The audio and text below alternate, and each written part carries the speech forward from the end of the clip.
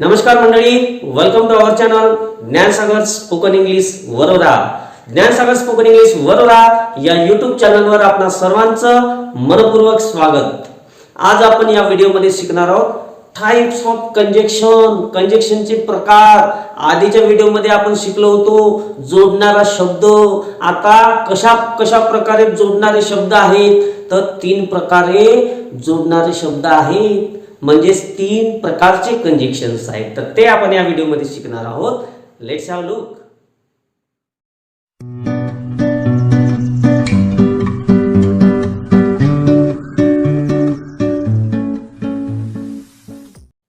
Types of conjunctions. चला तर काय शिकणार आहोत आपण? टाइप्स ऑफ कंजक्शन, कंजक्शनचे प्रकार. कंजक्शन किती प्रकारचे असतात? कुणाला विचारलं किती कंजक्शन आहे, तर असे डोकं खातं ते वरवर पाहते, देवा माहीतच नाही.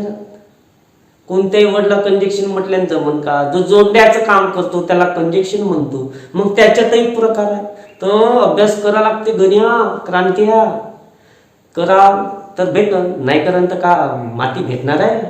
तर कंजक्शनचे 3 प्रकार आपण शिकणार आहोत. पहिला कंजक्शन आहे, लक्ष द्या बरोबर, आता डोक्यात गेलं पाहिजे, गच समजून घ्या, पहा लक्ष द्या, पच बोला, तर आला पाहिजे. तर पहिला आहे कोऑर्डिनेटिंग कंजक्शन. कोऑर्डिनेटिंग कंजक्शन्स. ओके. दूसरा है सबऑर्डिनेटिंग कंजक्शन.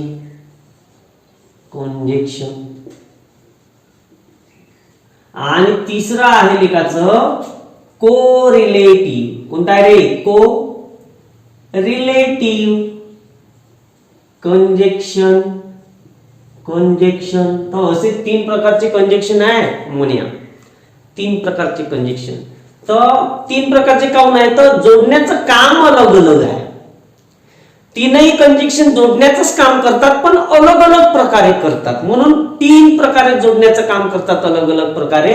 म्हणून लेखाले 3 नाव पडले: कोऑर्डिनेटिंग कंजक्शन, सबऑर्डिनेटिंग कंजक्शन आणि कोरिलेटिव्ह कंजक्शन. तर आता आपण समजून घेऊ का कोऑर्डिनेटिंग कंजक्शन नेमका कोणता आहे, तो नेमकं काय जॉईन करतो, कशा प्रकारे जॉईन करतो. ते सगळेच कंजक्शन 2 वर्ड्स जॉईन करतात, 2 क्लॉजेस जॉईन करतात आणि 2 सेंटेन्सेस जॉईन करतात.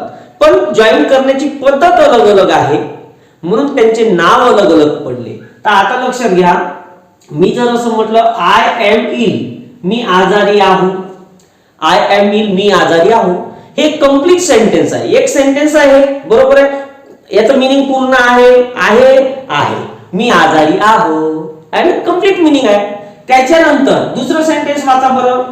I can't attend the meeting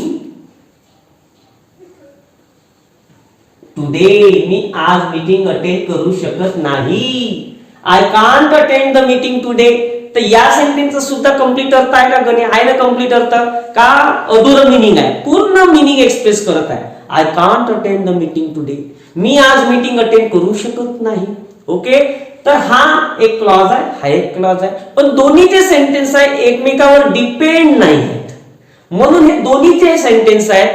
तर यांना इंडिपेंडंट क्लॉजेस म्हणतात. हा इंडिपेंडंट क्लॉज आहे, हा इंडिपेंडंट क्लॉज आहे. आणि जेव्हा इंडिपेंडंट क्लॉजेसला जोडण्याचं काम करणारा जो कंजक्शन वापरतो त्याला आपण कोऑर्डिनेटिंग कंजक्शन असं म्हणतो. मग आता मला असं म्हणायचं आहे का मी आजारी आहो, मी अटेंड नाही करू शकत मीटिंग आज, मी अटेंड मीटिंग, म्हणून मी मीटिंग अटेंड नाही करू. बाबा एखादा विचारते का नाही अटेंड करू शकत मीटिंग तू आज, का झालं? तर मग मी आजारी आहो म्हणून मी आज मीटिंग अटेंड करू शकत नाही. मग म्हणून हा जो कंजक्शन आहे हा येणार सो. मग सो इथं कशासाठी मी यूज केलं? कोण इंडिपेंडंट क्लॉज जोडण्यासाठी वापरलाय मी.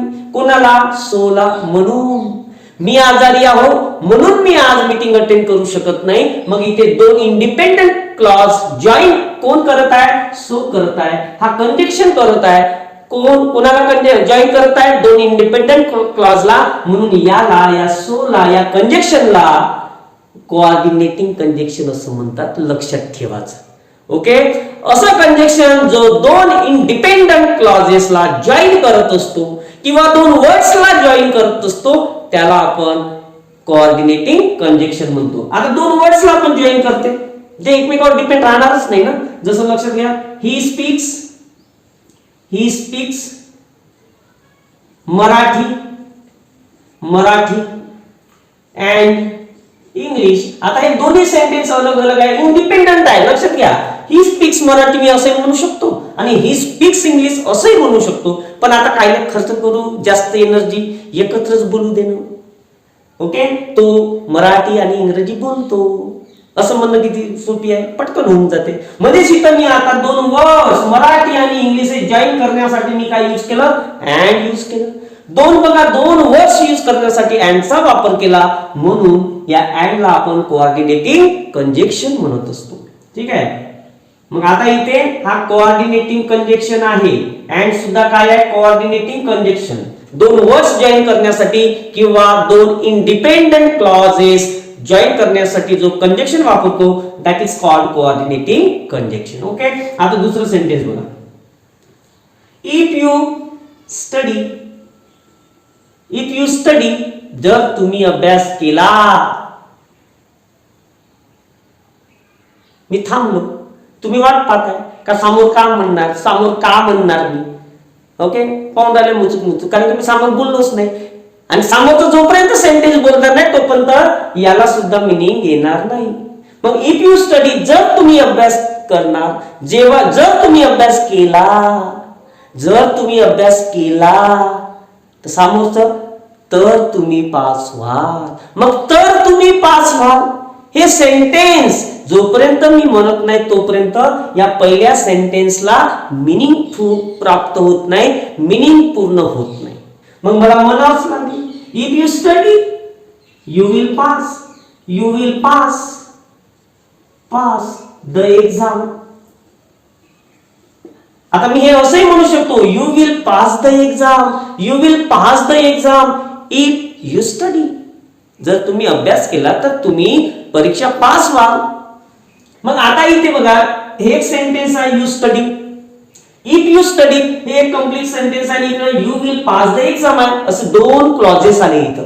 तर बघा, मी जोपर्यंत हे समोरचं सेंटेन्स म्हणत नाही किंवा हा जो क्लॉज आहे हा म्हणत नाही तोपर्यंत याला मीनिंग पूर्ण होत नाही.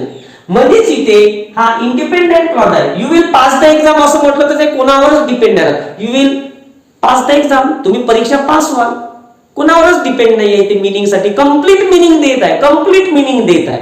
पण मी एवढंच म्हटलं, इफ यू स्टडी, जर तुम्ही अभ्यास केला तर जोपर्यंत मी समोरचं म्हणत नाही तोपर्यंत याला काही अर्थ पूर्ण होत नाही. म्हणजे हे जे सेंटेन्स आहे, हा जो क्लॉज आहे हे याच्यावर डिपेंड आहे. मग हा झाला डिपेंडंट क्लॉज आणि हा झाला इंडिपेंडंट क्लॉज. मग असे दोन क्लॉजेस आहेत. डिपेंडंट क्लॉज हा याच्यावर डिपेंड आहे मिनिंग साठी, हा नाही आहे, हा इंडिपेंडंट क्लॉज झाला. मग जेव्हा आपण दोन क्लॉजेस ज्यामध्ये एक डिपेंडंट क्लॉज आहे आणि दुसरा इंडिपेंडंट क्लॉज आहे, मग जेव्हा इंडिपेंडंट क्लॉज डिपेंडंट क्लॉज सोबत जॉईन करतो तेव्हा सबऑर्डिनेटिंग कंजक्शन वापरतो. मग इथे इफ हा कोणतं काम करत आहे तर सबऑर्डिनेटिंग कंजक्शनचं काम करत आहे. कारण इफने काय जॉईन केलं, मी एक क्लॉज दुसऱ्या क्लॉज सोबत जॉईन केलं.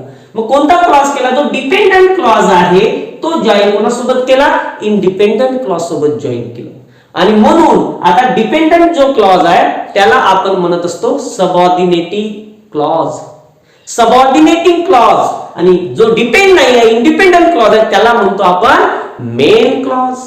जो डिपेंड असते त्याला सबऑर्डिनेटिंग क्लॉज आणि जो डिपेंड राहत नाही त्याला म्हणतो आपण मेन क्लॉज. मग सबऑर्डिनेटिंग क्लॉज मेन क्लॉज सोबत जोडण्यासाठी आपण कोणतं कंजक्शन वापरणार, सबऑर्डिनेटिंग कंजक्शन. मग आता इफ काय आहे, इथे सबऑर्डिनेटिंग कंजक्शन आहे. लक्षात आलं नाही, पटलं का नाही, बरोबर जमवा. त्याच्यानंतर चौथं बघा, as soon as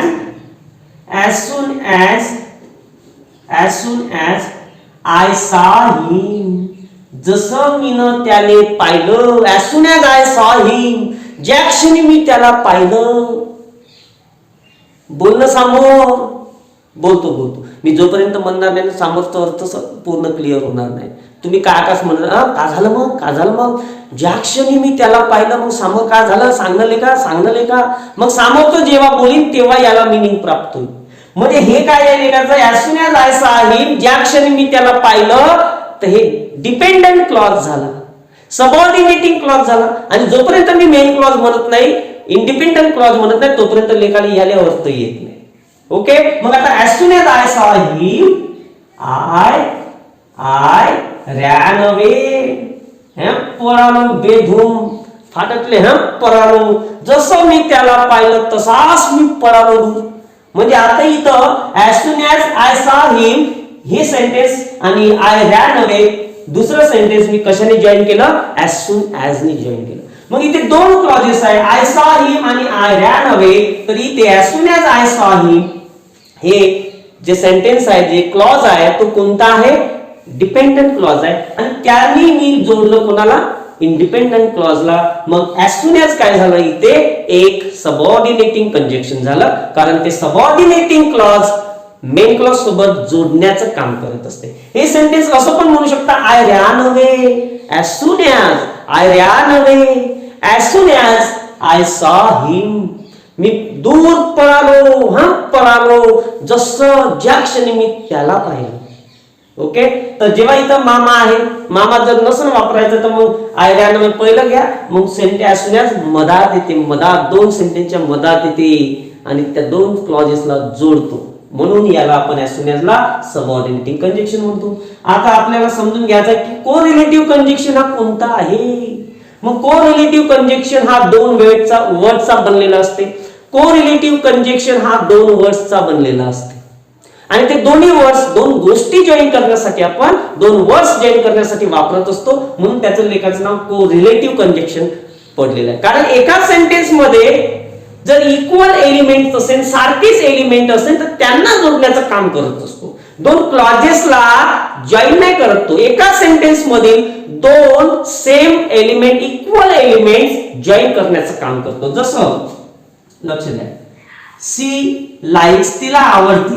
आता तिला आवडते वर्ब एकच आहे. मला आता दोन गोष्टी सारख्याच म्हणायच्या, ऑब्जेक्ट म्हणायचे दोन ऑब्जेक्ट. मग तिला आईस्क्रीम आवडतो, तसंच चॉकलेट पण आवडते. म्हणजे तिला आईस्क्रीमच नाही तर चॉकलेट सुद्धा आवडते. मग she likes not only an ice cream but also a chocolate. हे गेलं इकडं घुसलं. सी लाइक्स तिला आवडतं, सब्जेक्ट एक आहे, वर्ब एकच आहे.